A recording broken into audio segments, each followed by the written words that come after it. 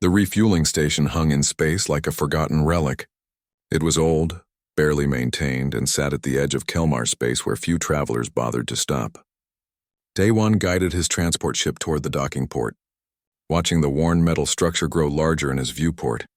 "This place looks like it's held together with hope and duct tape," he muttered to himself. His ship's computer beeped a warning. "Recommendation: proceed to next refueling station. This facility has poor safety ratings. Next station is 6 hours away," Day-One said. "We're running low now. This'll have to do." The docking clamps engaged with a metallic groan that didn't inspire confidence. Day-One grabbed his jacket and headed to the airlock. He'd been flying supply runs for 3 years now, ever since he joined the Earth Colonial Transport Service. It wasn't glamorous work, but someone had to deliver medical supplies to the outer colonies. The station's interior was dim. Emergency lights provided just enough illumination to see the corridor. Day-One walked carefully, his boots echoing on the metal floor. He found the main office and knocked on the door frame. "Hello? Anyone here?" A figure emerged from the shadows. It took Day-One a moment to recognize the species. Velthian, insectoid with multiple arms and compound eyes that reflected the emergency lighting. The alien moved slowly, as if every step required effort. "Welcome, traveler," the Velthian said in heavily accented standard. "I am Rithal. How may I serve you?" "Just need a fuel top-up," Day-One said with a friendly smile. "And maybe some water if you've got it." Rethal's mandibles clicked in what might have been acknowledgement. "Of course. Please dock at port 3. I will begin fueling immediately." As Rithal worked, Day-One noticed something odd. The station was practically empty. No other ships, no other workers, nothing. For a refueling station, even a remote one, that was unusual. "Business slow?" he asked. Rithal hesitated. "There are complications. Many ships now use the newer stations.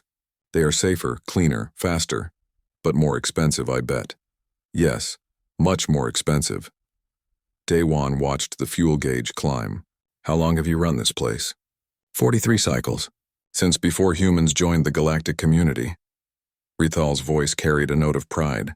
"This station served many travelers once. Now I am grateful for any who stop." Something in the old alien's voice made Day-One's chest tighten.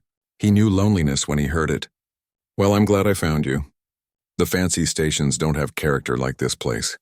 Rethal's eyes seemed to brighten. "You are kind to say so, human." The fueling was nearly complete when the station's alarms blared. Red lights flashed throughout the corridor. Rethal's whole body went rigid. "No," the Velthian whispered. "Not today. Please, not today. What's wrong?" Day-One asked, his hand instinctively moving to his hip where a weapon would be if he carried one. He didn't. Transport pilots weren't armed. "They are early," Rithal said. "You must leave now, disconnect and go." "Who's early?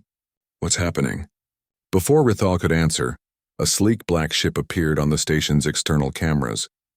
It was 3 times the size of Day-One's transport and bristled with weapons. The design was aggressive, predatory. "Krintor Syndicate," Rithal said, and his voice shook. "They come for payment." "Every month they come." Day-One's jaw clenched. He'd heard of the Krintor Syndicate. Everyone had. They were one of the largest criminal organizations in this sector, controlling trade routes through violence and extortion. "Protection money?" he asked. "Yes, if I do not pay, they destroy my station." "If I cannot pay—" Rithal didn't finish the sentence. The black ship docked with brutal efficiency. 3 figures emerged. They were tall, heavily armored, with weapons visible on their hips. Their species didn't matter. The threat was universal. The lead enforcer looked around the station with obvious disgust. "Rithal. Payment time?" Yes, of course." Rithal shuffled to a wall panel and produced a small credit chip. "Here, as agreed." The enforcer took the chip, inserted it into a scanner, and his expression darkened. "This is half. Where's the rest? Business has been slow. I will have the remainder next month. I promise. Double payment. Promises don't spend, bug."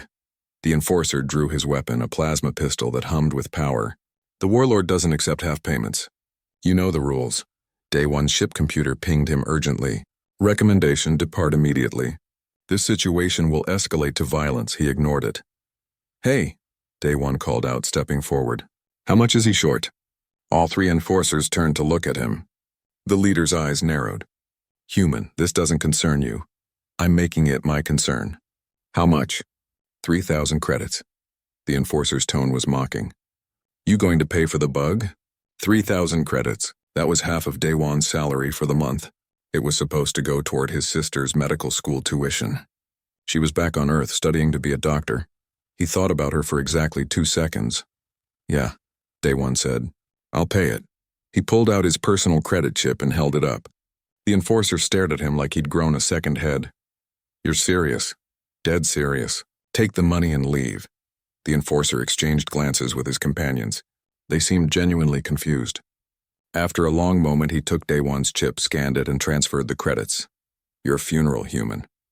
The syndicate doesn't forget faces. He tossed the chip back.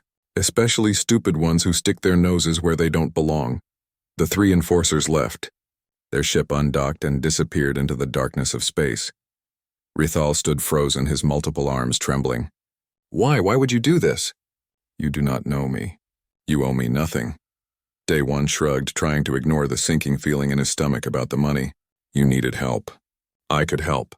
That's reason enough, but 3,000 credits, that is not a small amount. It's just money. It comes and goes. Daewon managed to smile. Besides, my sister would have done the same thing. She's always helping people. Guess it runs in the family. Rithal's mandibles clicked rapidly. In Velthian culture, such a gesture indicated extreme emotion. I am in your debt. A life debt. Do you understand what this means? Not really, but don't worry about it, seriously.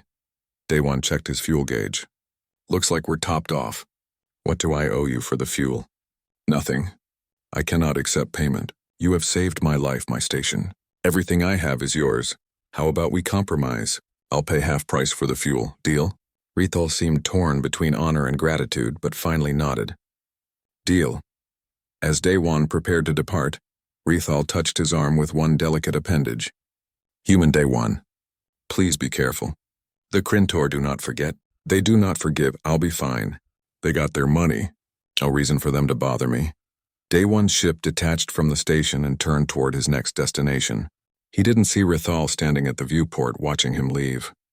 He didn't see the old Velthian's determination to somehow repay this debt, and he certainly didn't know that the Krintor enforcer had already transmitted his ship's identification code to the syndicate headquarters, along with a simple message.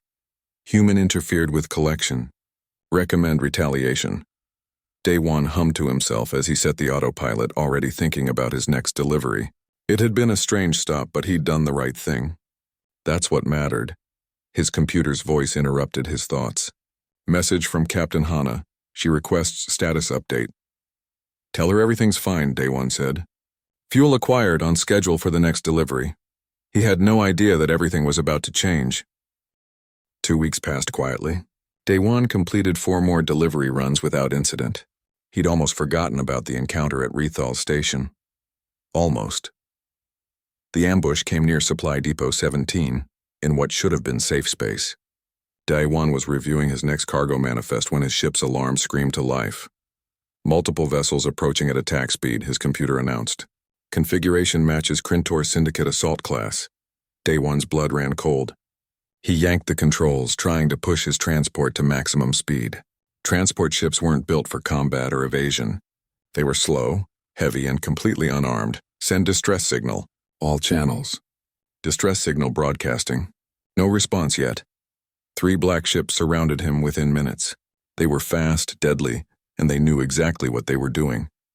The first shot took out his engines. The second disabled his communications array. The third was a warning shot that passed so close to his cockpit that he could feel the heat through the hull. Surrender, human. You're coming with us. Daewon had no choice. He powered down his remaining systems and waited. The Krintor ships latched onto his transport with tractor beams and dragged him toward a larger vessel that had appeared from behind a nearby moon. The next few hours were a blur of rough handling and cold corridors. They threw him into a cell that was barely large enough to lie down in. No windows, 1 door, and a light that never turned off. A Krintor officer visited him once. Tall, scaled, with eyes that held no sympathy. You shouldn't have interfered, human. The warlord doesn't tolerate disrespect.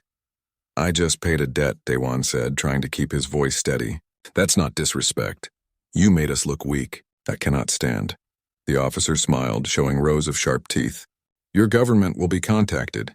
They can pay for your release or they can forget about you. Either way, you'll be here a while." The door slammed shut. Daewon sat in the darkness and wondered if anyone would even notice he was missing. Far away in Earth's Colonial Administration building, Captain Hana noticed. Daewon's transport was 3 days overdue. His last known position was near Supply Depot 17. Search teams found his cargo floating in space, abandoned, but no sign of his ship.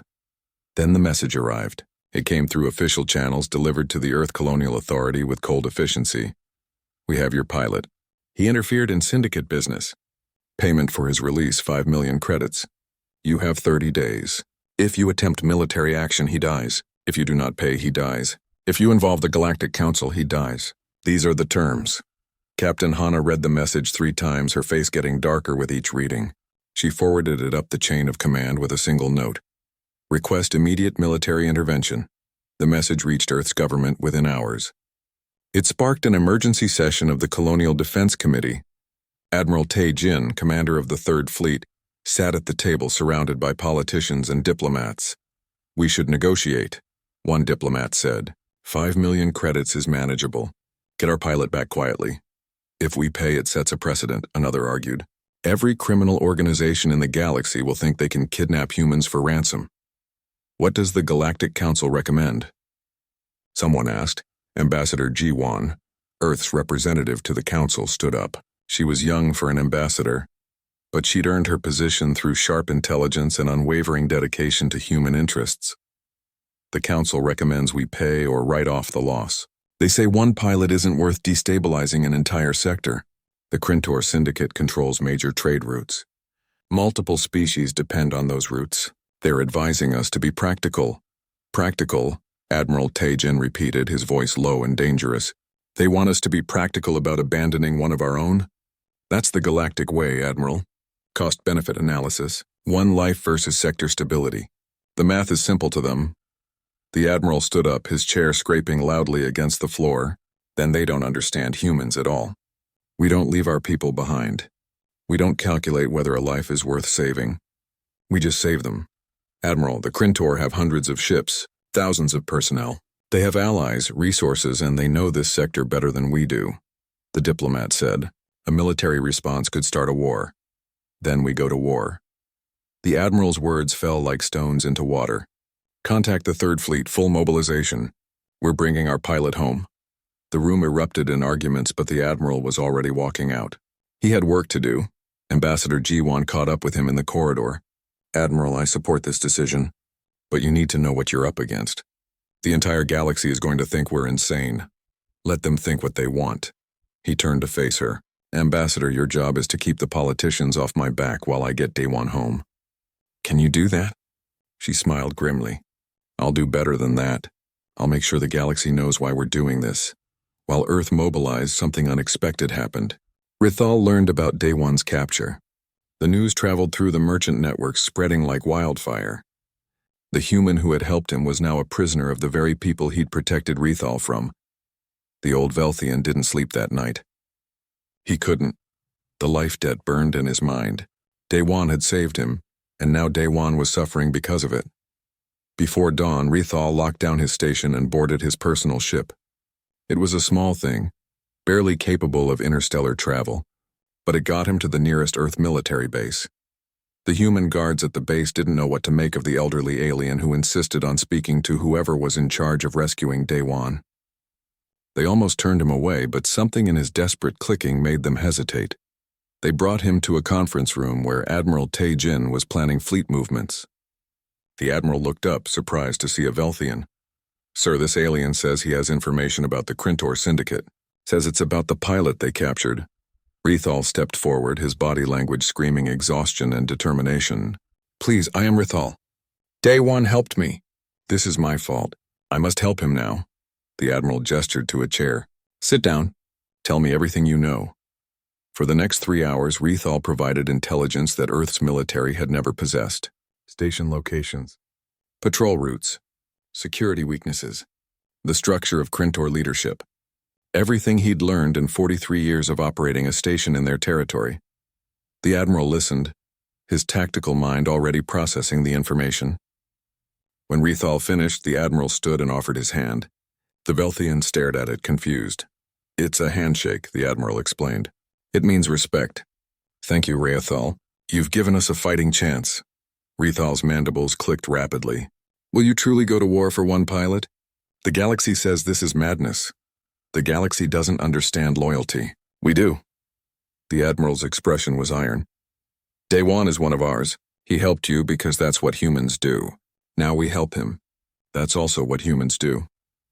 I wish to come with you. Please." The Admiral considered this. "It's going to be dangerous. I am old. I have lived enough cycles. If I can help save the human who saved me, that is a good way to end." "You're not ending anything, Rethal. You're starting something. When we bring Day-One home, you'll be there to see it." The Admiral called to his aide. "Get our friend here quarters on the flagship. He's coming with us." News of Earth's mobilization spread across the galaxy faster than light. 15 warships, including 2 massive dreadnoughts, began moving toward Krintor territory. The fleet broadcast a message on every channel in every language. "Release Corporal Day-One unharmed within 72 hours or we will come get him. This is your only warning." The Galactic Council convened an emergency session. Representatives from dozens of species argued, pleaded, and demanded that Earth stand down. Ambassador G1 stood before them all, calm and unshakable. "You call our response disproportionate," she said. "We call it loyalty. We call it being human. That pilot is one of ours.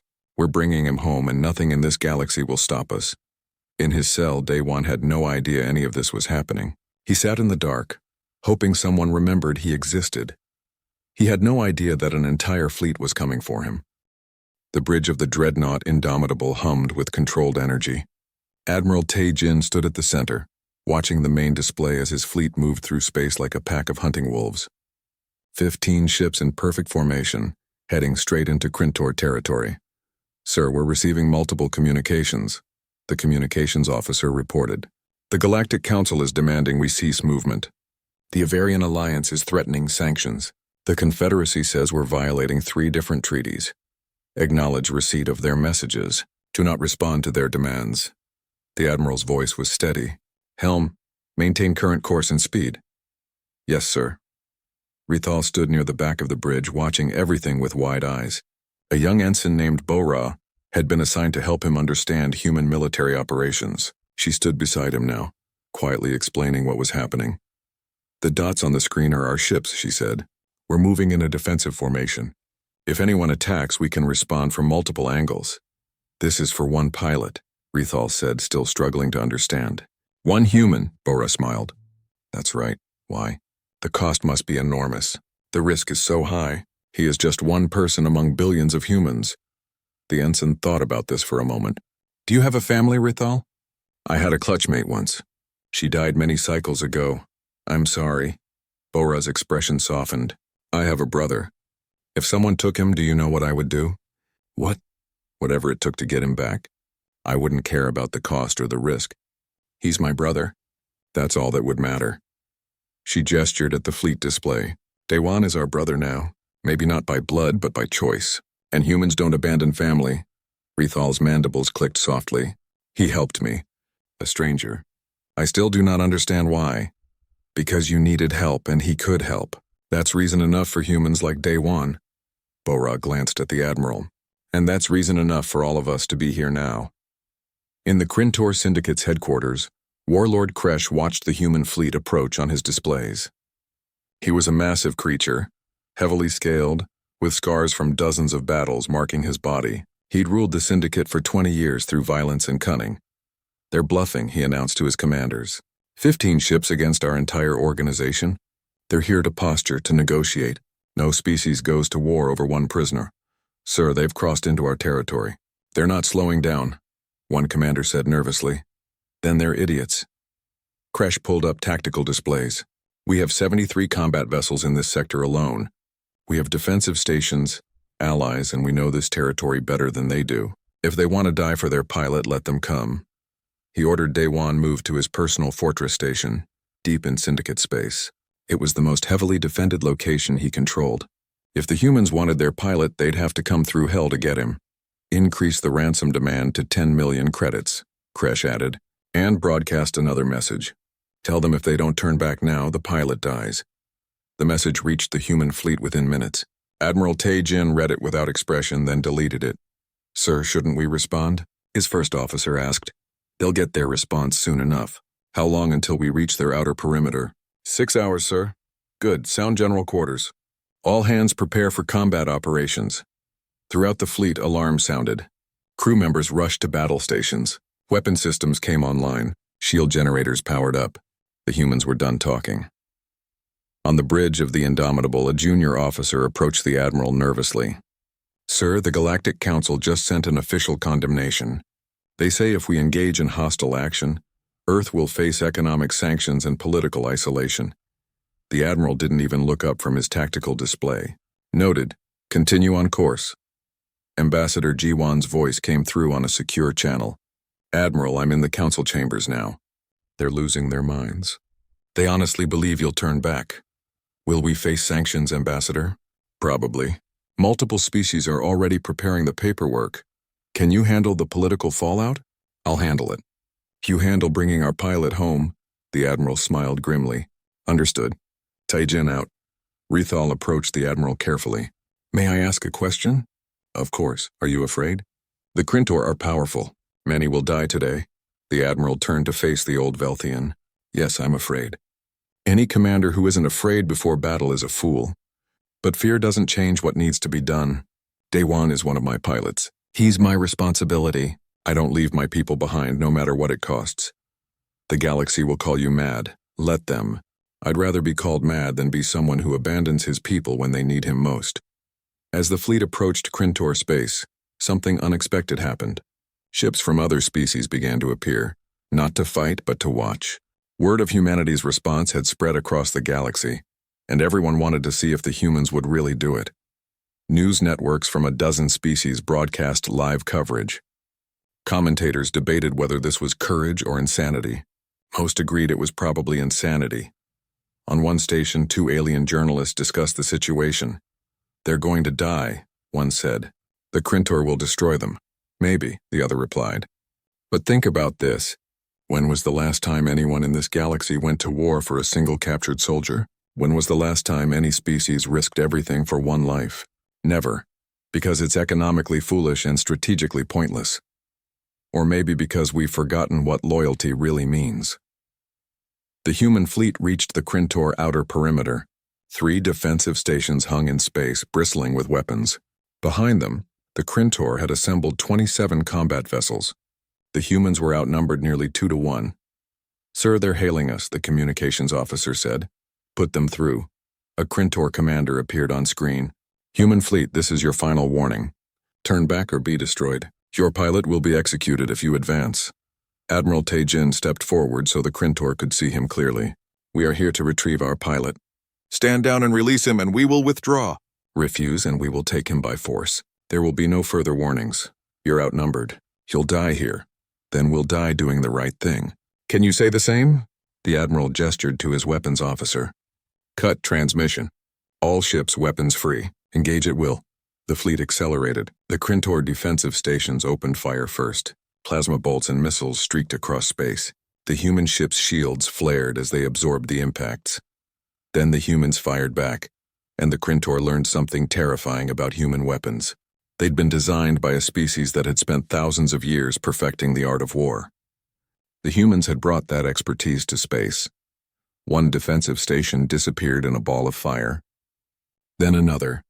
The human dreadnoughts lived up to their name, their main guns tearing through Krintor shields like paper. But the Krintor weren't helpless.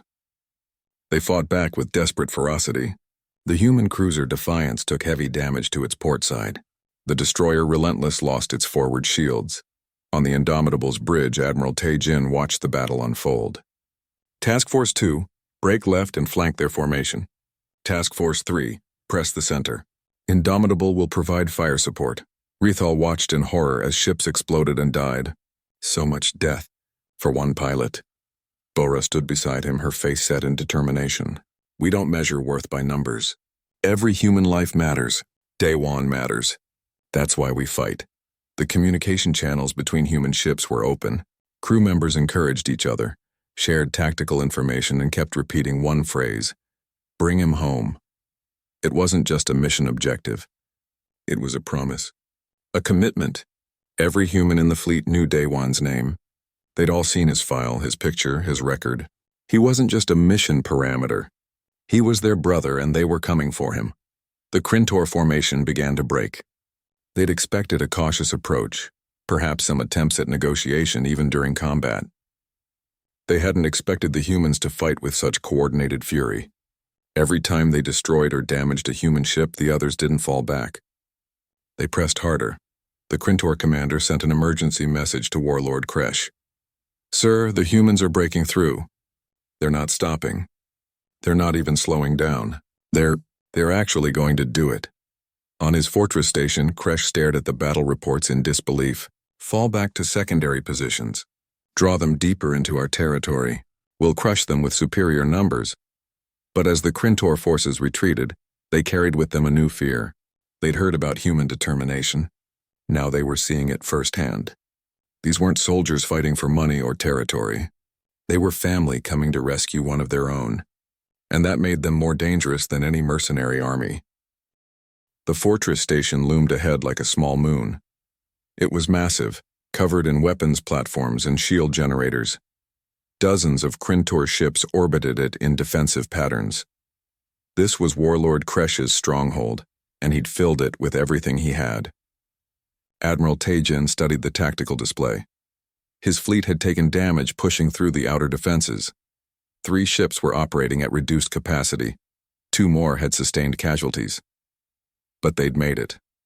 They were here. Status report. He ordered. All ships report ready for engagement. Casualties are manageable. The medical teams are handling wounded personnel, his first officer said. Good. Bring up the fortress schematics. Rethal stepped forward. I can help with this. I delivered supplies to that station many times. I know its layout. The Admiral gestured him closer. Show me everything you know. The old Velthian pointed to various sections on the display. These are the main docking bays. These corridors lead to the detention levels. Here, this is where they keep valuable prisoners. If Daewon is anywhere, he will be here. Security? Heavy. Automated turrets, guard posts, reinforced doors. It is designed to be impenetrable from the inside, but not from the outside. The Admiral smiled coldly. Lieutenant Nari, are your teams ready? On the screen, a woman in black armor nodded. Lieutenant Nari commanded the Earth Special Forces unit assigned to the fleet. Her team of 20 operators had been preparing for this mission since they entered Krintor space. Ready, sir. Give us an opening, and we'll get him out. You'll have your opening. The Admiral turned to his weapons officer. Captain Hyon, you have tactical command of the fleet engagement. Keep them busy. Make them look at you, not at the infiltration team. Captain Hyon, commander of the Indomitable's weapons systems, grinned. Sir, they're going to be very busy. I promise. Warlord Kresh watched the human fleet approach his fortress. He'd gathered every available ship. 73 vessels now defended his position. He outnumbered the humans 5-1. They couldn't possibly win. As soon as they're in range, all ships fire, he ordered. Overwhelm their shields, destroy them. But his second-in-command was nervous. Sir, they've fought through every defense we put in their path. Maybe we should negotiate. Negotiate? Kresh's voice was deadly quiet. They're here for one pilot, one. If we give in, we look weak. The entire syndicate's reputation is at stake. We don't negotiate with inferiors. He activated a communication to the detention level. Prepare to execute the human prisoner in 30 minutes. I want it broadcast to their fleet. Let them watch him die. In his cell, Daewon heard the guards approaching. He'd lost track of time in the darkness. But he knew it couldn't be good when multiple guards showed up. They dragged him out roughly, hauling him down corridors toward what looked like a broadcast chamber. Fear knotted in his stomach, but he refused to show it. Whatever was coming, he'd face it with his head up. Any last words, human? One guard mocked. Want to beg for your life? Daewon managed a weak smile. Yeah, you guys should really redecorate. This place is depressing.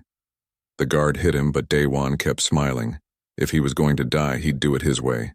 The human fleet engaged the Krintor forces with devastating precision. This time, there was no holding back, no measured response. The dreadnoughts unleashed their full firepower. Space lit up with weapons fire. Captain Hyon coordinated the attack from the Indomitable's weapons station. Task Force 1, focus fire on those cruisers. Task Force 2, suppress those defensive platforms. Show them what Earth can do. The human ships moved like they were dancing. Every captain knew their role. When one ship drew fire, others covered them. When shields weakened, others moved to intercept. They fought as a single organism, each part supporting the whole. The Krintor had numbers, but the humans had something more important. They had purpose. Every shot fired, every maneuver executed, every order given was for one reason: bring Day One home. While the main battle raged, Lieutenant Nari's team approached the fortress in a stealth transport. They'd modified the ship to appear as debris, just another piece of wreckage from the fighting. The Krintor sensors ignored them. 2 minutes to insertion point, the pilot whispered. Nari checked her team. 20 operators, all volunteers, all ready to die if necessary. Remember, we're not here to fight the whole station.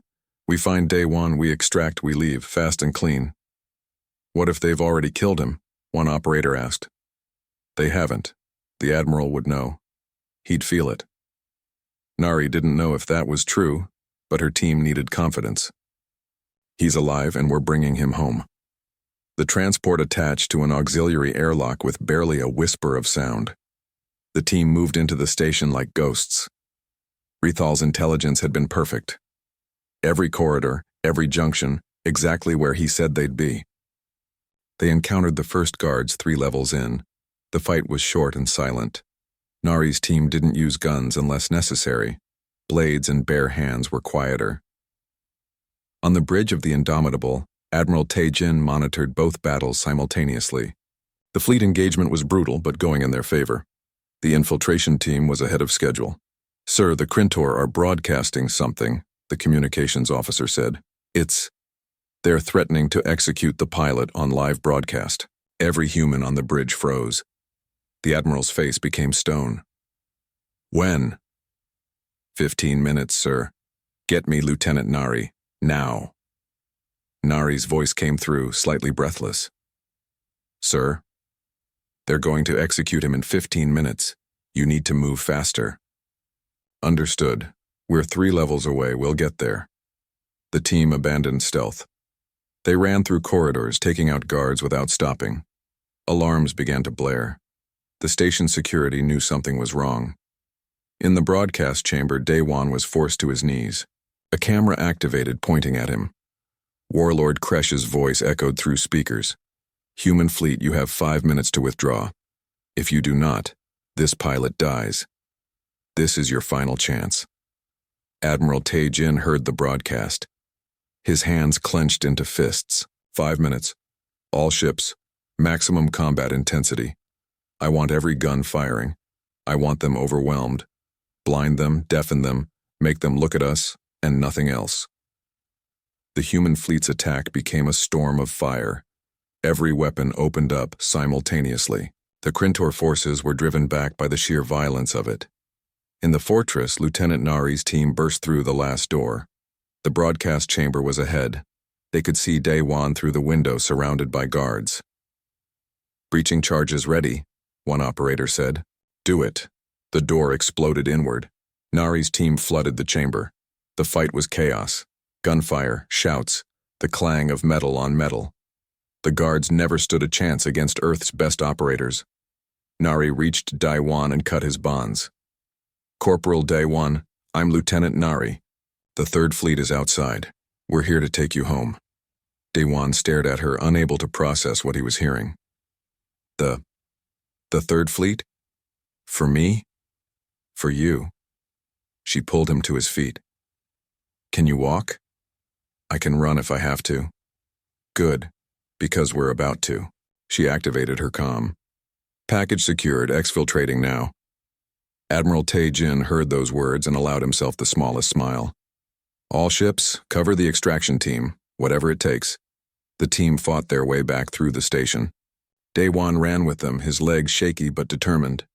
Behind them, alarms screamed and guards pursued. Ahead, the stealth transport waited.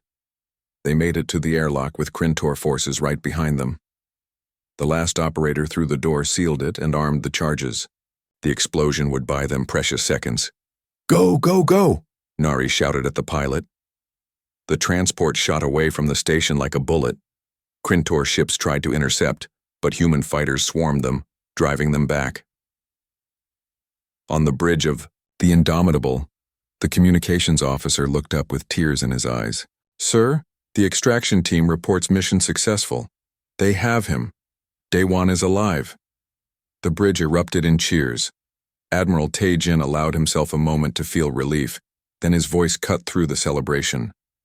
"All ships, begin withdrawal. We got what we came for. Form up for return to Earth space." But Warlord Kresh wasn't done. Enraged by the rescue, he ordered all ships to pursue. "Destroy them. I don't care what it costs. Kill them all."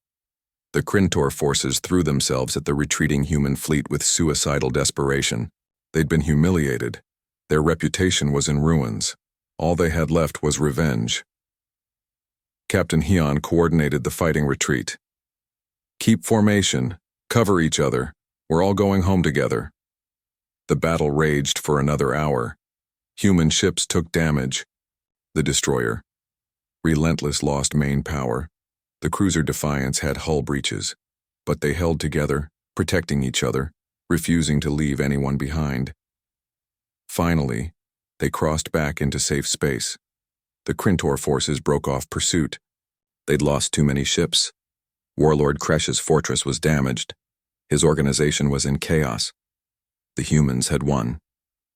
In the medical bay of the Indomitable, doctors examined Daewon. He was bruised, exhausted, but alive. Admiral Tae-jin visited him personally. "Sir?" Daewon tried to sit up. "I don't understand. Why did you come? All this for one pilot?" The Admiral sat down beside the bed. "Because you're not just one pilot. You're one of ours, and we don't leave our people behind. Ever." The Third Fleet returned to Earth space 3 weeks after the rescue. The journey back had been slow, with damaged ships needing constant attention. But every ship made it home. Every crew member who survived the battle came back. Daewon stood on the observation deck of the Indomitable, watching Earth grow larger in the viewport. He still couldn't fully process what had happened. An entire fleet had come for him. People had died to save him. Why? Rethal found him there, moving slowly on his multiple legs. The old Velthian had barely left Daewon's side since the rescue. "You are troubled," Rethal observed. "I keep thinking about the people who died, the ships that were damaged, all because I helped you pay off some criminals." Daewon's voice was heavy. "Was I worth it?" "That is the wrong question, young human. What's the right question, then?" "The right question is, what kind of species are humans that they would do this?" Rethal moved closer. "I have lived 87 cycles. I have dealt with dozens of species. None of them would have done what your people did. None of them. Maybe they're smarter than us. Maybe they understand that one life isn't worth all this. Or maybe they have forgotten what it means to truly care about each other." Rethal's mandibles clicked softly. "You helped me when you had no reason to. Your people came for you because that is who they are. Do not diminish their sacrifice by questioning your worth. Instead, honor it by being worthy of it." Daewon thought about that for a long moment. Finally, he nodded. The Galactic Council chambers were in chaos. Ambassador Ji-won stood at the center of it, calm and composed, while representatives from dozens of species shouted at her. Earth must face consequences for this aggression. "You violated our neutrality treaties." The Krintor Syndicate, while criminal, had rights under galactic law. Ji-won waited for the noise to die down. When it finally did, she spoke clearly so everyone could hear. "Let me make sure I understand.